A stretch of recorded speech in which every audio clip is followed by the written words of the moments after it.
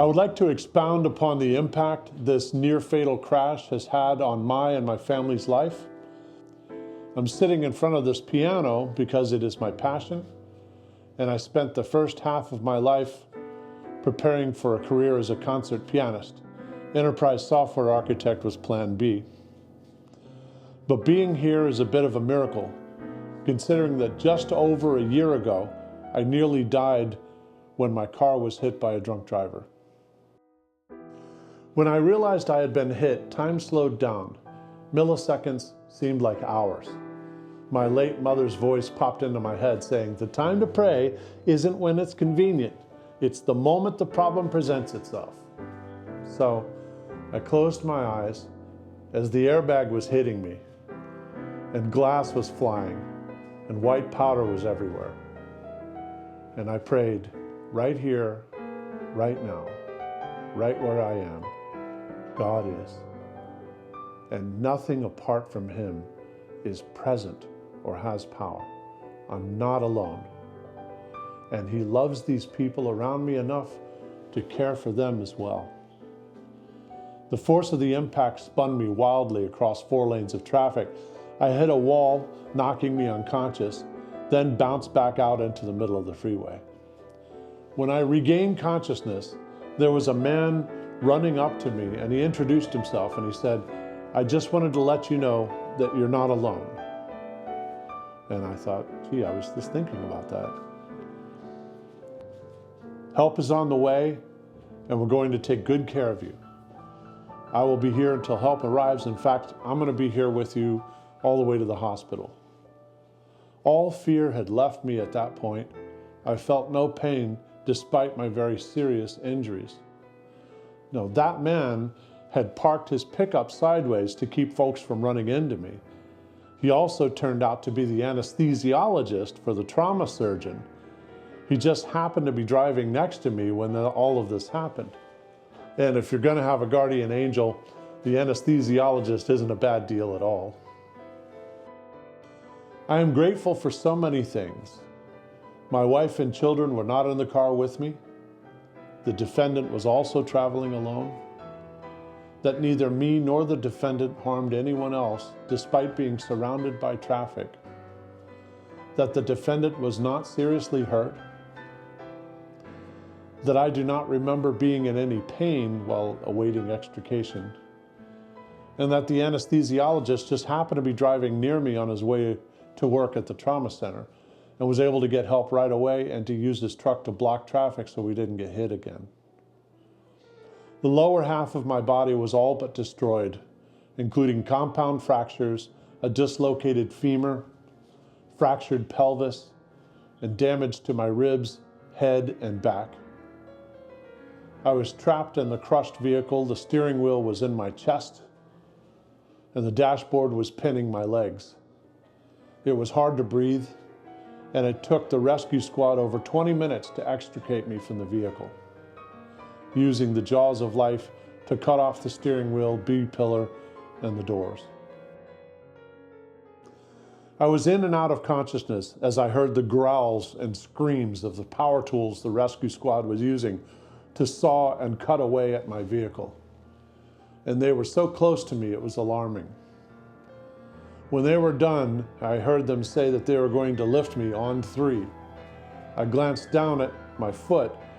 My foot hurt a little bit with the movement, and I noticed that my foot looked like a ham hock, sliced from the Achilles tendon practically to the toe, and the bloody flap of the bottom of my foot was just hanging there, and there was blood everywhere. My foot was also rotated around backwards, and my foot seemed like it was no longer attached to my body. The rescue worker told me to focus my eyes on him. "You don't need to look at that," he said. "We will take good care of you."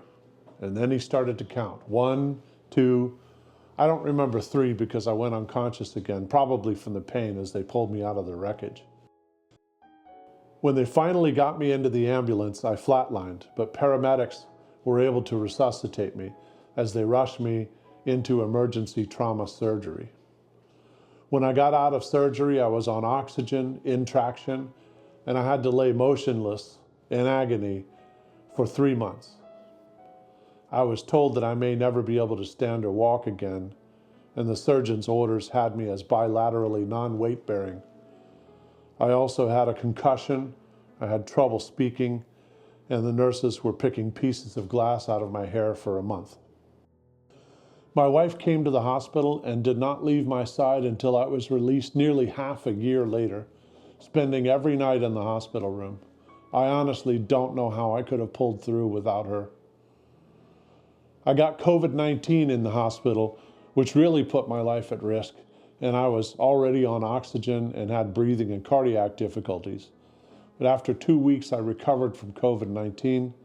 I then had heart surgery and a dual-chamber pacemaker installed. In addition to the bilateral non-weight-bearing restriction, I had movement restrictions due to the fractured pelvis and femur injuries, and now additional restrictions of arm movement, cardiac and sternal precautions due to the pacemaker. Nonetheless, I had to learn basic life skills all over again, and I was literally dependent upon my healthcare team for my every human need. Unable to stand or walk or even move within the bed, I was dependent upon them to reposition me every 2 hours, day and night. This was excruciatingly painful due to the multiple fractures and other injuries. With the support of physical and occupational therapists, I developed more strength in bed mobility. After a couple more months, no longer bound by movement restrictions and precautions, I was able to sit at the edge of the bed briefly with the help of physical therapists before passing out. Next, the care team lifted me from my bed to the wheelchair using a Hoyer lift every day. This was challenging because my heart could not handle sitting up due to orthostatic hypotension. At first, I was only able to sit up for a few minutes before feeling faint, but each day I could sit up a little longer. Eventually, they were able to wheel me to the gym where I could exercise using equipment designed for disabled people. I increased my strength until I was able to work out for a few hours per day.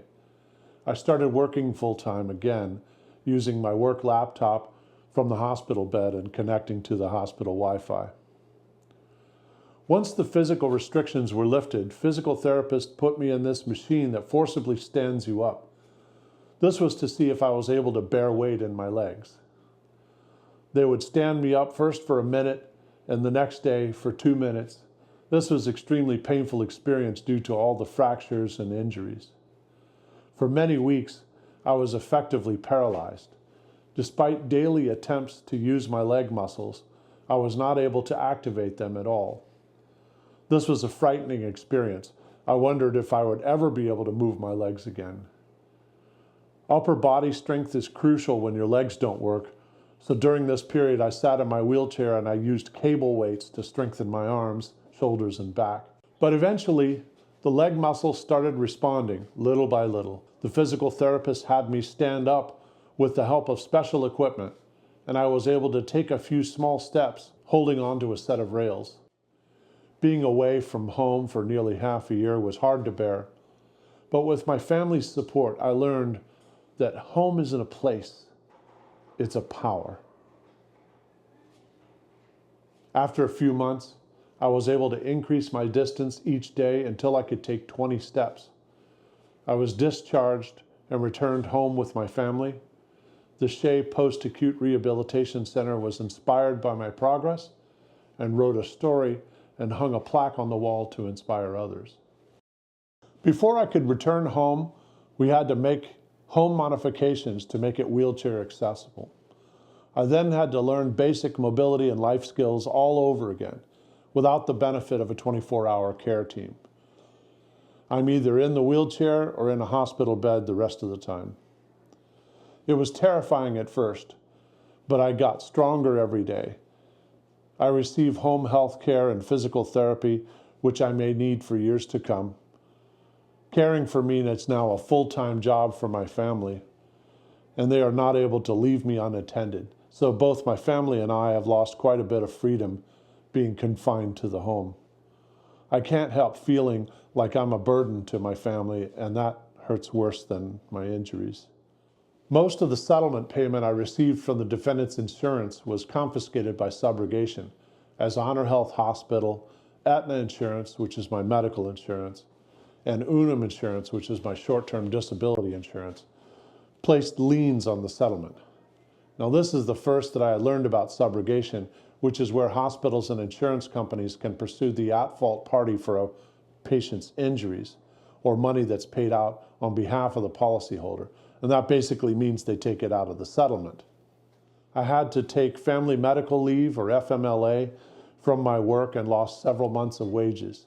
Just the surgeries performed in the trauma center on the first day totaled over $187,000. The injuries I sustained resulted in more than $620,000 in medical bills during 2023 alone, only a portion of which are covered by insurance. In addition to several months of lost wages, and the expenses continue to pile up today. Physical therapy for me alone right now is $8,400 a month.